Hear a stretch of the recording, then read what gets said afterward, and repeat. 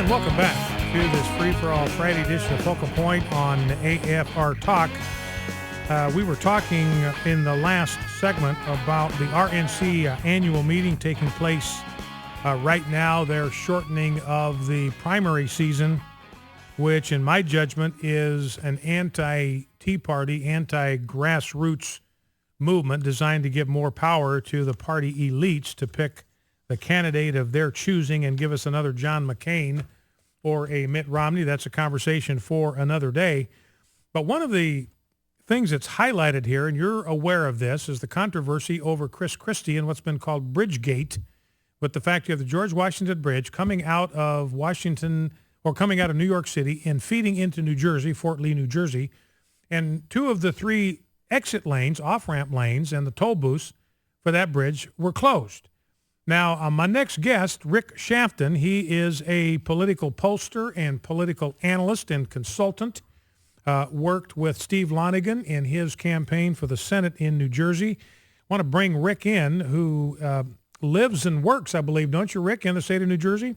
Good afternoon, Brian. And actually it was the lanes leading into the bridge. So what it was designed to do, they had three lanes that lead in from the town of Fort Lee into the bridge, and the locals come up the side, and sometimes people want to beat traffic, swing around. So all of a sudden those three lanes were cut down to one, which had this effect of just backing up traffic for miles in the town of Fort Lee, so that you couldn't move at all. I mean, you couldn't get through lights or anything. It was just backing up in intersections. Now, Rick, help me on this. I'm still confused on this. You and I chatted about this once before, but there isn't any smoking gun right now, to my knowledge, that connects this directly to Governor Christie. Most people think he probably knew. I put myself in that camp. How could he kind of not know that people on his own staff and had something to do with this? But there isn't, as far as I know, unless you know something I don't, a smoking gun that says he ordered this or directed this. But I still, and the governing meme is he did this to pay back the mayor of Fort Lee for not endorsing him. And I don't know, Rick, I still cannot come up with a motive, even if he had nothing to do with this.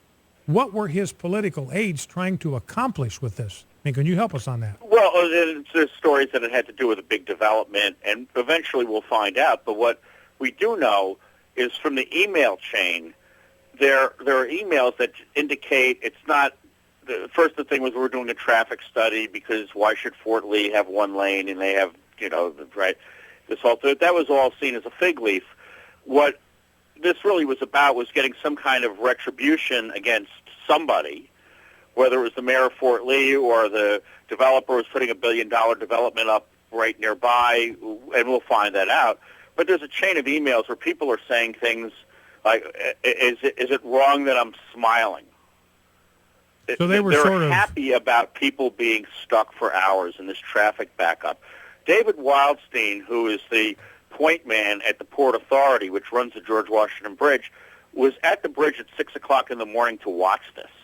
It's like a sadistic kind of thing. And what gets people in New Jersey, I mean, hardball politics is part of New Jersey. And I know a lot of hardball political people who've been around for many years, 50s and 60s and 70s, who are shocked by this. And it's hard to imagine these people being shocked by anything.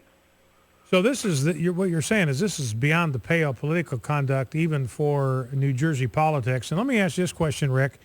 It looks bad for Governor Christie, and in my judgment, it is bad for Governor Christie if he didn't order this or direct this. He clearly created a climate in which aides that were very close to him felt that this is something that he would be okay with. There was a climate there that made this possible. It may reflect on his judgment in terms of hiring people to help him implement his agenda. So let me ask, how does this reflect not just in perception but in reality? What does this reveal about Governor Christie and his fitness for public office in your estimation? People have a hard time believing that he either knew or condoned the behavior. They just find a hard time believing that that's not the case because they've put out this reputation: we're hardball players. You're not on the team. You're against us.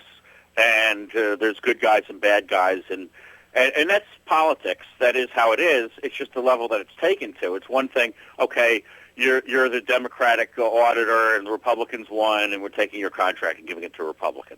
That's one thing, because that's what people expect. It's politics. It's another thing to be vindictive with people. This goes even beyond the mayor. These are all these people who had nothing to do with any of this. They're just regular people trying to go to work, and they were forced to sit in this unbearable traffic for hours, not moving, because somebody wanted to make some kind of point and they were laughing about this like it was funny. So in one sense, it doesn't even really matter what the political motive here. These were people that were taking sort of a vindictive kind of pleasure at the inconvenience of other people. So let me ask you this. I mean, I've never seen any people like this in politics. They're partisan, and I know lots of Democrats, and we fight politically, but personally, you get a, hey, how's the family, that sort of thing. This is a level of hate. Yeah, kind of enjoying the suffering that you yourself have inflicted on other people.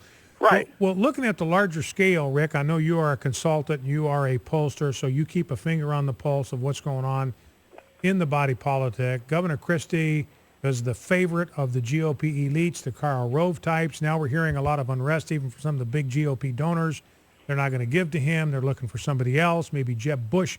Let me ask you this. This is more sort of a crystal ball prediction thing. How is this going to play out, do you think, for Governor Christie? A lot of people think this has neutralized him for 2016.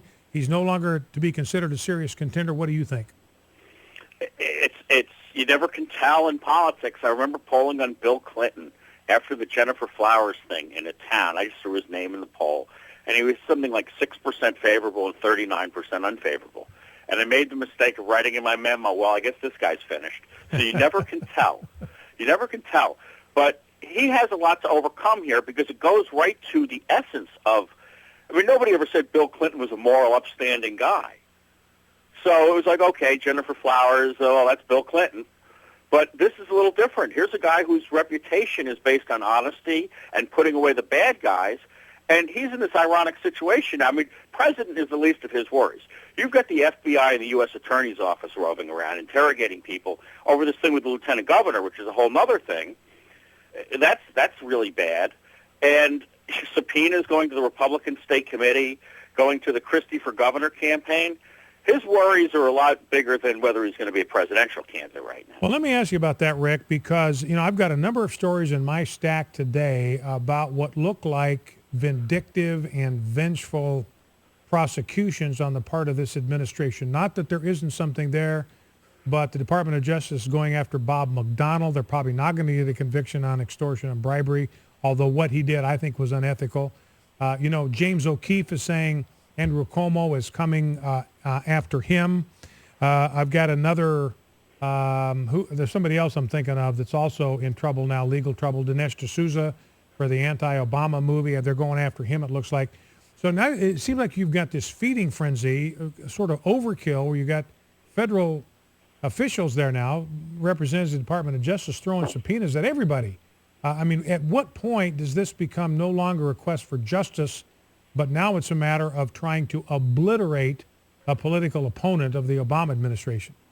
I don't think James O'Keefe is separate categories. O'Keefe is a great guy who does some great work, and he really bothers people. The other two cases are different. The thing with McDonnell, from what I read, his wife essentially was shaking down this guy, taking him, you have to take me shopping. You have to buy me $12,000 worth of handbags and clothes. That's clearly illegal, and anybody who does this sort of stuff knows it's illegal. I don't know anything illegal that James O'Keefe's done. Right, but this is really bad. I guess my point is it looks like the Obama administration, Department of Justice, will grab on any thread that you give them and then try to strangle you with it. And are they doing that? Are they doing that to Chris Christie? No, it's beyond that. Right now they're looking at Bob Menendez again.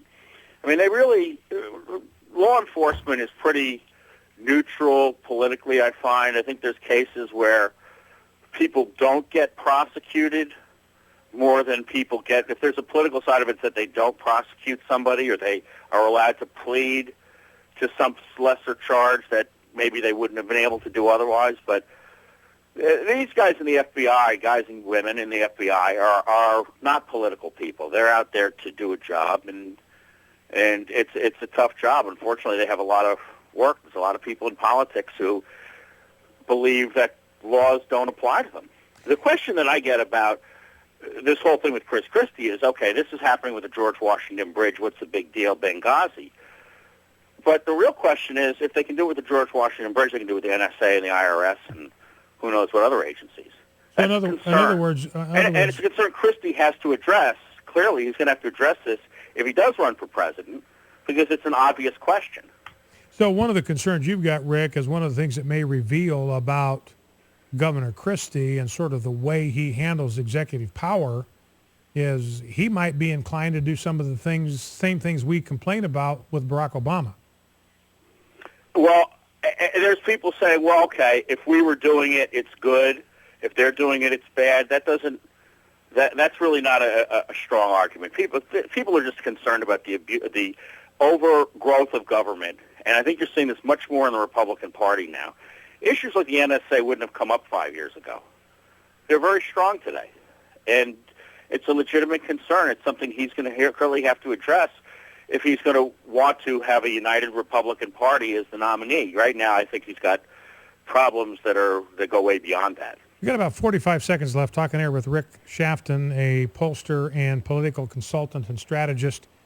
Again, this is sort of a crystal ball thing, but I'm asking you to give us your best guess. Are the Republicans going to wind up with another moderate in 2016? What are the chances that we will have a genuine conservative standard bearer in 2016?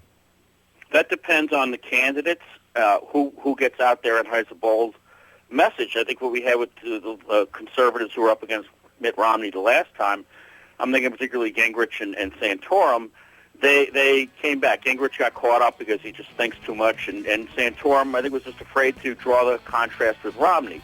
So it's whether the conservative candidate, whoever that is, or whoever wants to be that candidate, can rise up, draw a contrast, and make the case for why they're going to undo what Barack Obama has done to our country. Our guest has been Rick Shaftan, pollster and political analyst. Rick, good to have you back on the program, and we will have you on again as political events unfold. Thanks for taking time to be with us. All right. Rick Shaftan, my guest. We'll be right back with your phone calls. Did Governor Huckabee insult women? Back in 2.